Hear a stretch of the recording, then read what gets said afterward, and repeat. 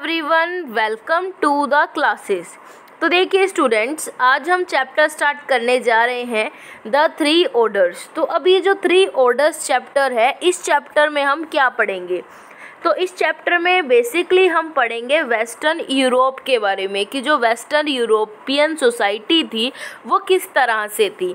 तो इस चैप्टर का जो हम टाइम पीरियड पढ़ने जाएंगे बच्चों, वो है 9th से लेकर 16th सेंचुरी तक का।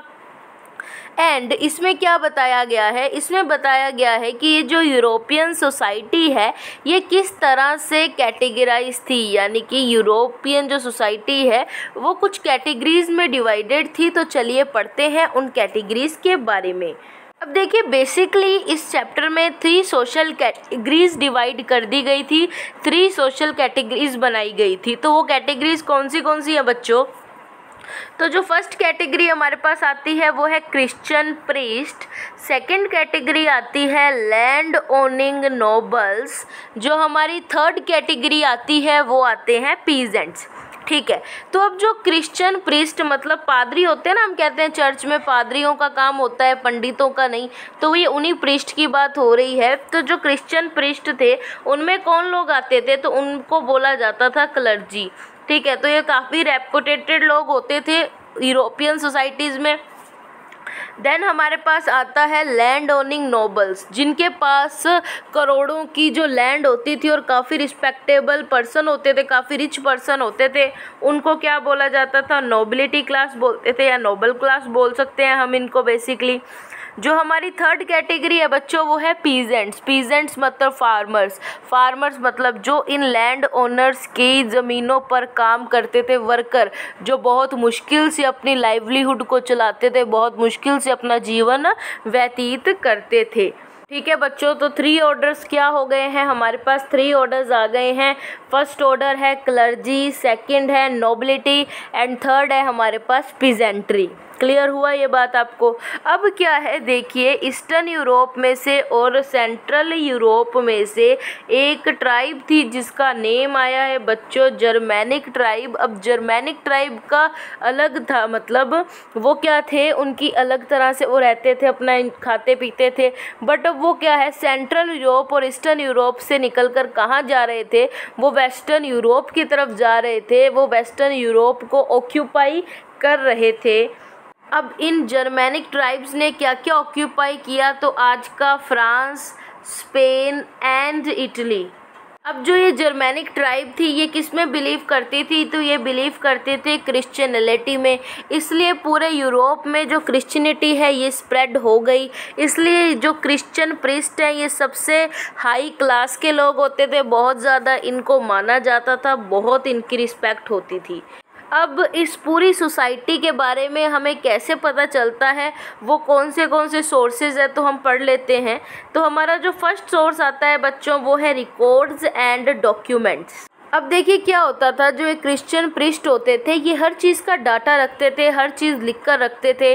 चाहे वो बर्थ की बात ले लो लोगों के, चाहे वो मैरिजेस की बात ले लो, ठीक है, तो वो सब क्या करते थे, राइट करके लेते थे। इसलिए क्या था कि जो हिस्टोरियंस हुए हैं उन्होंने लगभग 100 ईयर्स तक इसके बारे में स्टडी की है, इन सोर्सेज के बारे में।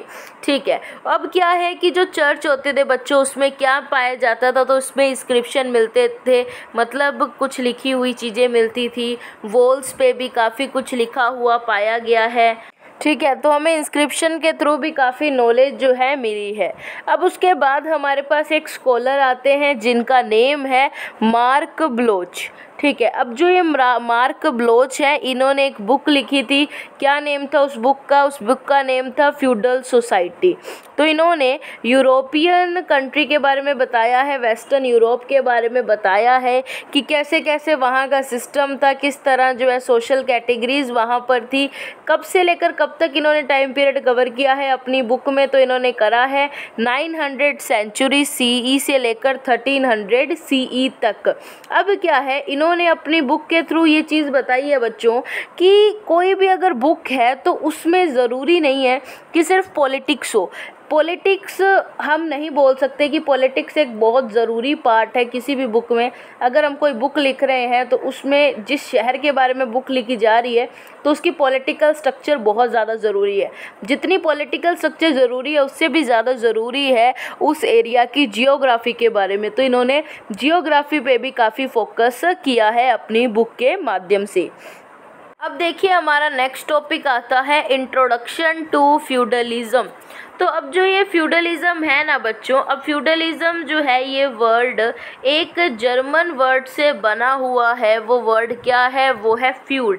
फ्यूड का लिटरल मीनिंग क्या होता है? तो फ्यूड का जो लिटरल मीनिंग है वो होता है अ पीस ऑफ लैंड। अब देखिए क्या है जो इकोनॉमिक मीन है फ्यूडलिज्म का वो क्या है। तो देखिए जैसे जो पीजेंट होते थे ना बच्चों, पीजेंट्स क्या प्रोवाइड करते थे लॉर्ड्स को? तो वो प्रोवाइड करते थे सर्विसेज। जैसे जो बहुत ज़्यादा रिच लोग होते थे, ठीक है, जो मान सकते हैं हम नोबल क्लास थी, जो बहुत ज़्यादा रिच लोग, वो क्या करते थे? वो पीजेंट्स को सर्विसेज प्रोवाइड करते थे। सर्विसेज प्रोवाइड करेंगे या पेमेंट देंगे सर्विसेज की? तो सर्विसेज की पेमेंट ही तो देंगे बच्चों। जैसे क्या है, मान लो कि कोई बहुत बड़ा रिच आदमी है, अब उसको घर पे काम करवाना है तो वो पीजेंट्स को यूज़ करेंगे, वर्कर्स को यूज़ करेंगे घर वगैरह पर काम करवाने के लिए। अब उस काम के बदले में वो उनको लॉर्ड जो है पीजेंट्स को पैसे दिया करते थे। और लॉर्ड जो है रिच भी होते थे, इसके बदले में वो पीजेंट्स को मिलिट्री प्रोटेक्शन भी दिया करते थे, अच्छी खासी प्रोटेक्शन भी देते थे। अब देखिए फ्यूडलिज्म का कंप्लीट मीनिंग क्या हो गया कि जो लॉर्ड्स हैं वो लोगों से, पीजेंट से काम करवा रहे हैं मिलिट्री प्रोटेक्शन के बदले, तो वो हो गया फ्यूडलिज्म। ठीक है, फ्यूड का मतलब क्या हो गया? एक पीस ऑफ लैंड। तो वर्क करवा रहे हैं और अपने क्या कर रहे हैं, मतलब मिलिट्री प्रोटेक्शन के बदले वो अपने ज़मीनों पर पीजेंट से क्या करवा रहे हैं बच्चों? वर्क करवा रहे हैं। अब देखिए ये जो फ्यूडलिज्म है इसका ओरिजिन, इसका जन्म कहाँ से हुआ? तो रोमन एम्पायर में भी फ्यूडलिज्म बहुत होता था और एक फ्रेंच रूलर है जिनके टाइम पर ये जो फ्यूडलिज्म है बहुत होता था। और वो फ्रेंच रूलर कौन से हैं? वो है चार्लमैग। अब चलते हैं बच्चों हम हमारे नेक्स्ट टॉपिक पर, वो है फ्रांस एंड इंग्लैंड। अब फ्रांस और इंग्लैंड के टॉपिक में आपको पता चलेगा कि जो जैसे जैसे जर्मेनिक ट्राइब आ रहे थे तो वो कैसे कैसे पावरफुल होते जा रहे थे। अब क्या है, गोल नाम की जगह थी रोमन एम्पायर के अंदर। अब जो रोमन एम्पायर है वो रोम से ओरिजिनेट हुआ है, उसका ओरिजिन हुआ है। रोम जो क्या है, इटली की कैपिटल है। तो जो गोल है वो क्या है, रोमन एम्पायर की एक प्रोविंस है। अब 6th सेंचुरी के अंदर जो गोल नाम की जगह है, गोल नाम की प्रोविंस है, इस पर जो फ्रैंकिश रूलर है वो क्या करते थे? राज करते थे। अब फ्रैंकिश रूलर मतलब वो फ्रैंक थे। फ्रैंक मतलब ये समझिए कि जर्मेनिक ट्राइब थी ना, जर्मेनिक ट्राइब का एक ग्रुप था जिसका नेम आया है, एथनिक ग्रुप है जिसका नेम आया है फ्रैंक। मान लो बच्चों ये क्या है, जर्मेनिक ट्राइब है और यहाँ पर जैसे कुछ लोगों को क्या बोला जाता था? फ्रैंक बोला जाता था। अब जो फ्रैंकिश रूलर है उन्होंने जो गोल प्रोविंस है रोमन एम्पायर का जो पार्ट है उस पर पूरा कंट्रोल कर लिया। अब देखिए क्या हुआ, जो क्रिश्चियनिटी थी जिसे ये सपोर्ट करते थे, जो रोमन एम्पायर में भी थी क्रिश्चियनिटी, और जो यूरोपियन रूलर्स है इनके बीच में एक बहुत अच्छा सा बॉन्ड बनना जो है वो शुरू हो गया इन 800 CE। अब देखो जो चर्च के सबसे बड़े फादर होते हैं ना, उन्हें क्या बोलते हैं? उन्हें बोलते हैं पोप। अब जो रिलीजियस अफेयर है सोसाइटी का, और जो सोसाइटी के रूलर हैं चार्ल्स मैगने, इन्होंने अपना जो रिलेशन है वो अच्छा किया, उसे अच्छा बनाया कि ये दोनों क्या करते थे? एक दूसरे को सपोर्ट करते थे। जो पोप है जो क्या थे? एक फादर थे चर्च के सबसे बड़े, और जो चार्ल्स मैगने हैं ये क्या थे? एक फ्रैंक रूलर। अब जो पोप थे उन्होंने ये जो फ्रैंकिश रूलर हैं इन्हें नेम दिया था, वो क्या था? वो था holy ruler of Roman empire. क्या था बच्चों? वो था holy ruler of Roman empire. अब देखिए 11th सेंचुरी में क्या हुआ बच्चों? तो 11th सेंचुरी में जो नॉर्मैंडी है, जो फ्रांस की एक प्रोविंस है, उसके रूलर ने इंग्लैंड और स्कॉटलैंड पर क्या कर लिया था? कब्जा कर लिया था, अपना जो है रूल वहाँ पर कर दिया। इसका क्या मतलब बच्चों? मतलब जो ये फ्रैंक थे, जो जर्मेनिक ट्राइब थे, इन्होंने अपने किंगडम और भी ज़्यादा क्या कर दिया, एक्सपेंड कर दी। 6th सेंचुरी में वो लोग गोल में आए थे और 11th सेंचुरी में नॉर्मैंडी एक जगह है वहाँ पर। ठीक है, तो आपको समझ आ गया कि नॉर्मैंडी के जो रूलर थे उन्होंने इंग्लैंड और स्कॉटलैंड पे कब्जा कर लिया। अब चलते हैं बच्चों नेक्स्ट टॉपिक पर। अब जो नेक्स्ट टॉपिक है वो क्या है बच्चों, वो है हमारा सेकंड ऑर्डर नोबिलिटी। तो अब हम पहले नोबिलिटी के बारे में पढ़ेंगे। अब जो ये नोबल क्लास है ये बहुत ज़्यादा रिच है, इनके पास बहुत ज़्यादा लैंड है। 1000 एकड़ से लेकर 2000 एकड़ तक जो है इनके पास लैंड थी। अब ये जो सोसाइटी का सिस्टम है वो कैसे चलता था, वो चलता था एक सिस्टम के अकॉर्डिंग, वो है वैसले। ठीक है, अब देखिए अब ये क्या सिस्टम है वैगले। तो ये वैसले जो है ये एक ऐसा सिस्टम है जिसमें एक लॉर्ड है। वो लॉर्ड क्या करते हैं, मैंने आपको पहले भी बताया था, वो पीजेंट्स को क्या करते हैं, पीजेंट्स को कहते हैं कि आप क्या करो, हमारे काम करो, हमारे ज़मीन पर, हमारे जो पीस ऑफ लैंड है उस पर वर्क करो, जिसके बदले में हम आपको मनी या फिर फूड देंगे। अब देखिए इसे क्या बोलते हैं, ये जो हो गया हमारा लॉर्ड। और वैसल क्या होता है, वैसल होता है जिसे जो है लॉर्ड काम पर रख रहे हैं, काम करने के लिए वर्कर, या फिर जिसे अपनी जो है लैंड दे रहे हैं वर्कर को जो उस पर काम करे, उसको क्या बोला गया है, उसको बोला गया है बच्चों वैसल। अब देखिए बच्चों क्या सिस्टम प्रिवेल्ड था, क्या सिस्टम चलता था कि जो मोनार्क होते थे, जो किंग होते थे, वो अपनी लैंड किसे दे देते थे, वो अपनी लैंड जो है लॉर्ड को दे देते थे। आगे जो लॉर्ड है वो अपनी लैंड किसको दे देते थे, वो वैसल यानी कि पीजेंट्स को दे देते थे। अब जो वो पीजेंट्स को लैंड दे देते थे वो क्यों देते थे, कि आपको इस पर वर्क करना है और वर्क के बदले में आपको जो है प्रोटेक्शन मिलेगी। अब देखिए बच्चों क्या सिस्टम है कि जो नोबल्स हैं वो क्या हुए, वो किंग के वैसल्स हुए, क्योंकि नोबल्स को ज़मीन मिल रही है किंग के थ्रू। ठीक है, और जो पीजेंट्स हैं वो किसके वैसल होते हैं, वो है नोबल के वैसल्स। क्यों, क्योंकि नोबल्स उन्हें क्या दे रहे हैं, ज़मीन दे रहे हैं जिस पे वो वर्क करेंगे। नोबल जो है वो किंग से प्रॉमिस, अब देखो क्या है, किंग जो है वो नोबल्स को लैंड दे रहे हैं बदले में, तो जो है नोबल्स हैं वो भी तो किंग को देंगे ना कुछ बदले में, क्योंकि किंग ने उनको लैंड दी है। तो जो नोबल्स थे वो किंग से प्रॉमिस करते थे कि जब वॉर टाइम होगा, जब वॉर होगी, तो आपको हम हमारे पास जितने भी सोल्जर्स हैं वो देंगे। और अब पीजेंट्स भी कुछ ना कुछ देंगे ही नोबल्स को। तो पीजेंट्स क्या देते थे, तो पीजेंट्स प्रॉमिस करते थे कि हम क्या बनेंगे, हम फुट सोल्जर बनेंगे, जब मतलब वॉर टाइम होगा तो हम आपके जो है सोल्जर्स की तरह वर्क करेंगे। अब जो ये आर्मी बन जाती थी सोल्जर्स की, जो ये ट्रूप है, इसे क्या बोला जाता था बच्चों, तो इसे बोला जाता था फ्यूडल लेविस। क्या बोला जाता था, तो इसे बोला जाता था फ्यूडल लेविस। अब देखिए जो नोबल्स होते थे उनके पास क्या कुछ होता था उनकी प्रॉपर्टी में, तो उनके पास होम होता था, क्या होता था, घर होता था उनका खुद का, जिसे क्या बोला गया है, जिसे बोला जाता था मैनर। और इनके पास क्या होता था, इनके पास प्राइवेट लैंड होता था, पेस्चर, जो भी इनके कैटल्स वगैरह है वो कहाँ पर जो है खाना पीना करने जाएंगी अपना। और इनके पास क्या होता था, टेनेंट पीजेंट्स भी होते थे, जिन्होंने इनकी जो लैंड है वो रेंट पर ली हुई है। क्यों ली हुई है, ताकि वो क्या कर सकें, वो वर्क कर सकें इनकी ज़मीन पर और अपनी लाइवलीहुड को अर्न कर सकें। अब देखिए आपको आई होप पिछले टॉपिक्स क्लियर हुए होंगे।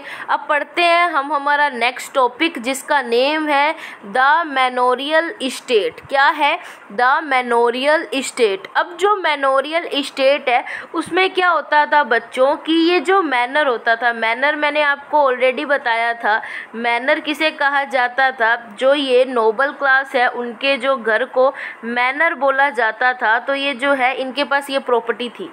अब देखिए एक जो नोबल होता था उसके अंडर कितने विलेज आते थे, तो उसके अंडर लगभग 100 ऑफ विलेजेस आते थे। अब जो मैनोरियल इस्टेट है, इस्टेट का क्या मतलब है, इस्टेट का मतलब है यहाँ पर जायदाद। अब देखिए मान लो कि जो मैनोरियल इस्टेट है वो काफ़ी बड़ा होता था, तो अगर मैनोरियल इस्टेट बहुत बड़ा है तो उसमें लगभग 100 ऑफ फैमिलीज जो है वो रहा करती थी। अब मैनोरियल इस्टेट में सब चीज़ें होती थी, सब लोग होते थे जो मेंटेनेंस का काम करते थे। अब देखिए ये क्या है, ये यहाँ पर आपको दिख रहा है फॉरेस्ट एरिया है, जहाँ पर जो नोबल होते थे वो हंटिंग के लिए जाया करते थे। और यहाँ पर जो है वीवर्स क्या होता है आपको बताया हुआ है इंडस्ट्रियल रिवोल्यूशन वाले चैप्टर में, याद कीजिए बच्चों थोड़ा, ठीक है। और जो वीवर्स जो होते थे यहाँ पर वर्क किया करते थे, और यहाँ पर जो है उनका पेस्चर लैंड हुआ करता था जहाँ पर उनकी कैटल जो है हर्डिंग के लिए जाती थी। और हमने बात करी है कि इनके पास जो है क्या होते थे, टीनेंट पीजेंट्स भी होते थे जिन्होंने इनकी ज़मीन जो है वो रेंट पर ली होती थी और उनके लिए वो वर्क किया करते थे। तो आई होप आपको आज के सभी टॉपिक्स जो है बच्चों डीपली क्लियर हुए होंगे। ज़्यादा मैं नहीं इसे ज़्यादा बड़ी वीडियो नहीं बनाऊंगी, हो सकता है शायद आप कंफ्यूज होना स्टार्ट हो गए हों। वैसे तो ये था मेरा मन कि मैं आपको काफ़ी टॉपिक्स इसमें क्लियर करवाऊं, बट कोई बात नहीं, हम इसे कंप्लीट करेंगे नेक्स्ट वीडियो में। अब देखिए बच्चों क्या है कि आज कितनी तारीख हो गई, तो आज डेट है हमारे पास 9 अक्टूबर। 9 अक्टूबर है आज हमारे पास या 8 अक्टूबर है, बताइए। वीडियो का आपको कब बोला गया था बच्चों, तो आपको बोला गया था कि 8 अक्टूबर को जो है मैं आपको वीडियो पोस्ट कर दूंगी। तो ये 8 अक्टूबर का वर्क आपके पास आ गया आज, आप इसे जाकर जो है वर्क कर लीजिएगा। अच्छे से वीडियो देख लिया आपने, ठीक है। तो अब आप क्या करेंगे, इस वीडियो में जितना भी मैंने आपको नोट्स बनाए हैं वो आपको अपनी फेयर नोटबुक्स में राइट डाउन करने हैं। अब क्या है, 9 अक्टूबर का जो मैंने आपको वर्क दिया था कि नेक्स्ट जो वीडियो पोस्ट होगी 8 अक्टूबर के बाद वो होगी 9 अक्टूबर को। अब 9 अक्टूबर को क्या है, 9 अक्टूबर को तो आप 8 अक्टूबर वाले नोट्स पूरे कर लीजिएगा। तो जो 9 अक्टूबर को वर्क आने वाला था ना बच्चों, वो अब कब आएगा वर्क, वो आएगा 10 अक्टूबर को, ठीक है। 10 अक्टूबर को एट 7 AM जो है आपके पास वर्क आ जाएगा। आपके ग्रुप्स में जो है मैं वर्क डाल दूंगी, क्योंकि 10 अक्टूबर को क्या है बच्चों, संडे है, तो संडे को आपके पास पूरा दिन होगा वर्क करने के लिए। इसलिए आज मैंने सिर्फ आपको थोड़ा वर्क ही करवाया है ताकि आप थोड़ा सा जो है आपको पता चल जाए चैप्टर किसके बारे में है, ठीक है। तो अब नेक्स्ट वीडियो कब आएगी बच्चों, अब नेक्स्ट वीडियो आएगी परसों 10 अक्टूबर को, और कब आएगी 7 AM। तो तब आपके पास पूरा दिन होगा, आप इस चैप्टर को अगर वीडियो बड़ी भी होगी तो ध्यान से देख पाएंगे। तो चलिए बच्चों मिलते हैं नेक्स्ट वीडियो में। Thank you very much.